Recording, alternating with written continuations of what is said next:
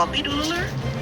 Bayangin kamu lagi lihat konvoi kendaraan militer melaju di gurun, debu peterbangan, suasana tegang tapi tenang. Nah, itu bukan sekadar latihan biasa. Di balik gambar seperti ini, ada satu sistem senjata yang lagi sering dibahas. DF-26 yang dijuluki Guam Express. Kenapa disebut begitu? Karena rudal ini dirancang punya jangkauan yang cukup jauh buat menjangkau pangkalan strategis Amerika di Pasifik, termasuk Guam. Artinya, ini bukan sekadar senjata taktis, tapi sudah masuk level strategis, alat tekanan geopolitik. Sekarang kita bedah pelan-pelan. DF-26 itu masuk kategori IRBM, alias Intermediate Range Ballistic Missile. Jangkauannya diperkirakan sekitar 3.000 sampai 4.000 km. Itu berarti dari daratan Cina, dia bisa menjangkau sebagian besar Asia Pasifik, termasuk wilayah laut yang jadi jalur penting militer Amerika. Yang bikin DF-26 beda bukan cuma jaraknya, tapi fleksibilitasnya. Rudal ini bisa bawa hulu ledak konvensional maupun nuklir. Bahkan dalam beberapa laporan, dia juga punya varian anti kapal. Jadi, bukan cuma target darat, kapal induk pun bisa jadi sasaran.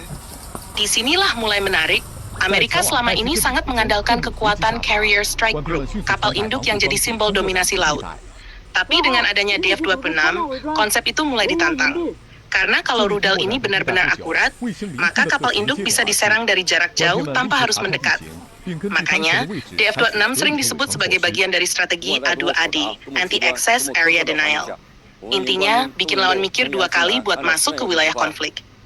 Sekarang balik ke video yang kamu lihat, konvoi kendaraan militer itu kemungkinan besar adalah TEL, Transporter Erector Launcher. Ini kendaraan peluncur mobil. Jadi rudalnya nggak disimpan di silo tetap, tapi bisa dipindah-pindah. Keunggulannya jelas, susah dideteksi, susah dihancurkan. Hari ini di satu lokasi, besok sudah pindah. Ini bikin musuh kesulitan melakukan preemptive strike. Dan dari sisi taktik, ini game changer. Kalau kita tarik ke konteks lebih luas, kemunculan DF-26 ini bagian dari modernisasi besar-besaran militer Cina. Mereka bukan cuma fokus jumlah, tapi juga kualitas dan kemampuan jangkauan. Bandingkan dengan era sebelumnya, di mana fokusnya lebih ke pertahanan regional. Sekarang, sudah mulai masuk ke proyeksi kekuatan jarak jauh. Nah, dampaknya ke kawasan Asia Tenggara juga nggak kecil. Negara-negara di sekitar Laut Cina Selatan mulai memperhatikan perkembangan ini. Karena jalur laut di kawasan itu adalah salah satu jalur perdagangan tersibuk di dunia. Kalau ada sistem seperti DF-26 yang bisa mengancam kapal di wilayah tersebut, otomatis keseimbangan kekuatan ikut berubah. Indonesia sendiri gimana? Secara langsung, memang tidak jadi target, tapi efek strategisnya tetap terasa. Karena kalau terjadi eskalasi di kawasan, jalur logistik dan keamanan maritim kita bisa terdampak. Makanya banyak negara sekarang mulai investasi di sistem pertahanan udara, radar jarak jauh, dan bahkan anti-missile system. Balik lagi ke DF-26. Selain jangkauan dan fleksibilitas, satu hal yang masih jadi tanda tanya besar adalah akurasinya. Karena untuk bisa efektif menyerang target bergerak seperti kapal induk, dibutuhkan sistem targeting yang sangat canggih. Satelit, drone, radar over the horizon, semuanya harus sinkron.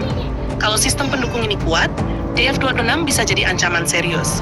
Tapi kalau tidak, dia cuma jadi senjata jarak jauh tanpa presisi tinggi. Jadi disinilah pertarungan sebenarnya. Bukan cuma rudalnya, tapi ekosistem militernya. Dan dari video yang beredar seperti ini, kita bisa lihat satu pesan yang ingin disampaikan. Kesiapan. Bahwa sistem ini bukan cuma dipajang, tapi siap digerakkan kapan saja. Pertanyaannya sekarang, apakah ini murni pertahanan atau bagian dari strategi tekanan? Jawabannya tergantung sudut pandang.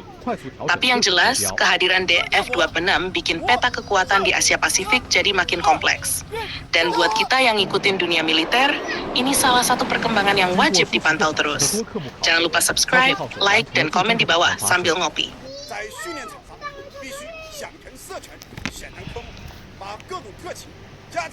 每一次演训任务当中，磨练作战单元内部的融合度，进一步增强部队的征打识别能力。